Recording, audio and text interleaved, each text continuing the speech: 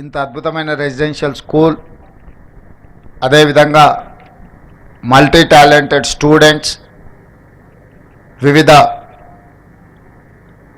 వృత్తులలో సెలెక్ట్ అయిన విద్యార్థులు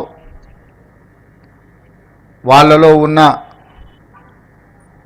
కళను ఇక్కడ ప్రదర్శించడం ద్వారా సోషల్ వెల్ఫేర్ రెసిడెన్షియల్ స్కూళ్ళలో మల్టీ టాలెంటెడ్ విద్యార్థులు ఉన్నారు అని చెప్పి నాకు ఒక అవగాహన, ఒక నమ్మకం, ఆత్మవిశ్వాసం కల్పించినందుకు మీ అందరికీ మనస్ఫూర్తిగా ధన్యవాదాలు తెలియజేస్తున్నా.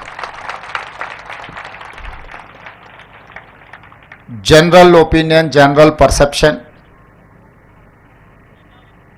వెల్ఫేర్ హాస్టల్స్లో ఉండేవాళ్ళు కానీ రెసిడెన్షియల్ స్కూల్స్లో చదివే వాళ్ళకు టాలెంట్ తక్కువ ఉంటుందనో, ప్రైవేట్ స్కూళ్ళలో చదువుకునే వాళ్ళకు టాలెంట్ ఎక్కువ ఉంటుందనో ఒక అపోహ బలంగా నాటుకుపోయింది.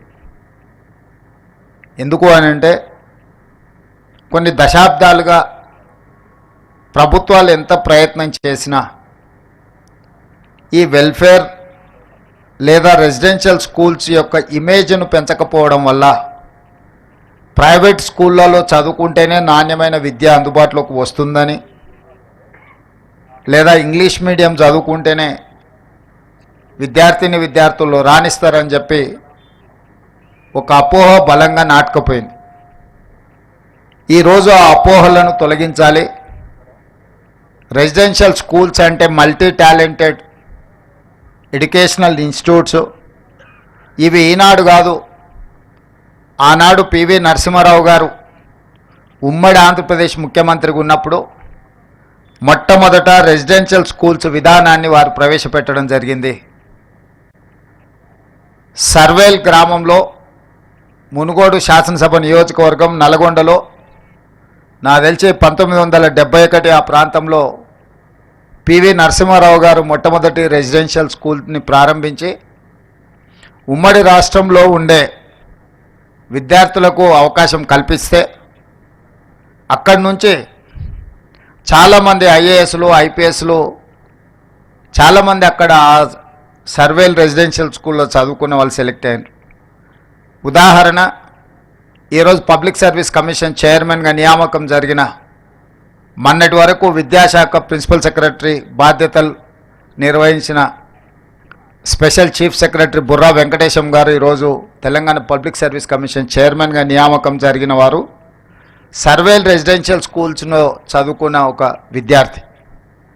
అదేవిధంగా అతనికంటే ముందు పబ్లిక్ సర్వీస్ చైర్మన్గా పనిచేసిన మహేందర్ రెడ్డి గారు తెలంగాణ రాష్ట్ర డీజీపీగా 35 సంవత్సరాల ఐపీఎస్గా ఎన్నో ప్రతిష్టాత్మకమైన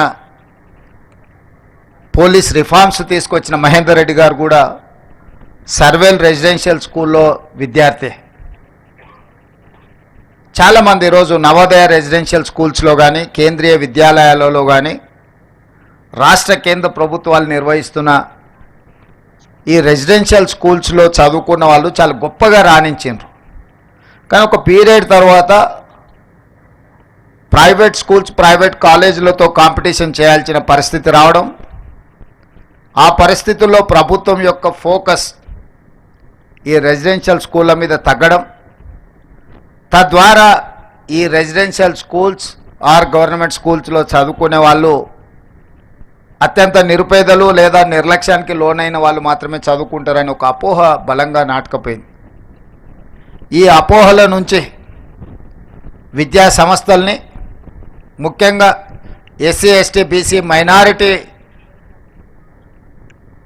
సామాజిక వర్గాలకు సంబంధించిన వాళ్లకు ఒక సంపూర్ణమైన విశ్వాసం, నమ్మకం కలిగించాలన్న ఆలోచన రాష్ట్ర ప్రభుత్వం మేము బాధ్యత చేపట్టిన తర్వాత పలు దఫాలుగా చర్చించడం జరిగింది. దీనికి సంబంధించి ఉప ముఖ్యమంత్రి బట్టి విక్రమార్క గారు ఇతర మంత్రివర్గ సహచరులతో కమిటీ వేసి అసలు ఎలాంటి ప్రక్షాళన చేయాలి, ఏ విధంగా విధి విధానాలలో మార్పు తీసుకొచ్చి అధికారులతో పాటు ప్రజాప్రతినిధులను కూడా ఒక బాధ్యత అప్పగించి ఒక సోషల్ రెస్పాన్సిబిలిటీ, ఒక సామాజిక బాధ్యతగా తప్పకుండా ఈ రెసిడెన్షియల్ స్కూళ్ళలో విద్యా ప్రమాణాలను పెంచాలి, నాణ్యమైన వసతులను కల్పించాలని ఒక దృఢ సంకల్పంతో ఈనాడు తెలంగాణ రాష్ట్ర ప్రభుత్వం ముందుకు వెళ్తుంది. అందులో భాగంగానే 8 సంవత్సరాల నుంచి డైట్ ఛార్జెస్ ఎప్పుడు పెంచలే. గత ప్రభుత్వం పెంచాలన్న ఆలోచన కూడా చేయలే. అంటే పూర్తిగా తెలంగాణ రాష్ట్రం ఏర్పడ్డ తర్వాత డైట్ ఛార్జెస్ విషయంలో కావచ్చు, కాస్మెటిక్ ఛార్జెస్ విషయంలో కావచ్చు, లేదా మౌలిక వసతులకు సంబంధించిన అంశాలలో కావచ్చు, ఆనాటి ప్రభుత్వం ప్రాధాన్యత ఇవ్వలేదు. తద్వారా ప్రతిష్ట కలిగిన ఈ రెసిడెన్షియల్ స్కూల్స్ అన్నీ కూడా ప్రతిష్ట కోల్పోయి ప్రజలలో విశ్వాసం సన్నగిలే పరిస్థితి వచ్చినప్పుడు రాష్ట్ర ప్రభుత్వం స్పష్టంగా ఆలోచన చేసి మళ్ళీ ఆ విశ్వాసాన్ని పునరుద్ధరించాలి, ఒక నమ్మకం కలిగించాలి. ఈ ప్రభుత్వం అంటే ప్రభుత్వం మా కోసం పనిచేస్తుంది, ప్రభుత్వం మా ప్రభుత్వం, ప్రజా ప్రభుత్వం అని ఒక నమ్మకం, విశ్వాసాన్ని కల్పించాలన్న ఆలోచనతో సింగిల్ స్ట్రోక్లో డైట్ ఛార్జెస్ విషయంలో 40% ఛార్జెస్ పెంచడం ద్వారా నాణ్యమైన ఫుడ్ని ఈరోజు మన విద్యార్థులకు ఇవ్వడం ద్వారా ఆరోగ్యవంతమైన తెలంగాణగా తీర్చిదిద్దాలని మన ప్రభుత్వం భావించింది. కాస్మెటిక్ ఛార్జెస్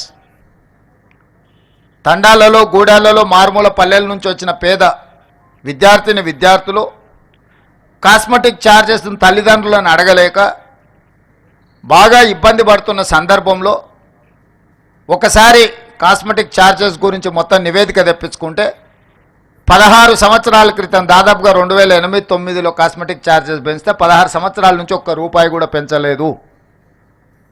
16 సంవత్సరాలలో అసలు కాస్మెటిక్ ఛార్జెస్ ఎన్ని అంతలు పెరిగినాయో అసలు ఊహించలేనంత ధరలు పెరిగినాయి. మరి 2008లో నిర్ధారించిన కాస్మెటిక్ ఛార్జెస్ ఏ మూలకు విద్యార్థులకు సరిపోవడం లేదు. పోనీ అవైనా ప్రతి నెల విద్యార్థులకు చేరుతున్నాయంటే, లేదా 6 నెలలకు సంవత్సరానికి ఒక్కసారి ఇస్తే అవి ఎలాంటి ఉపయోగం లేకపోవడం ద్వారా ఈ పిల్లలు తల్లిదండ్రులను అడగడానికి మొహమాట పడి ఇబ్బంది పడి, ఒకవేళ తల్లిదండ్రులను అడిగినా ఓసారి ఇవ్వడానికి ఉండి లేకపోవడం వల్ల చాలా ఇబ్బందులు ఎదుర్కొంటున్నారు.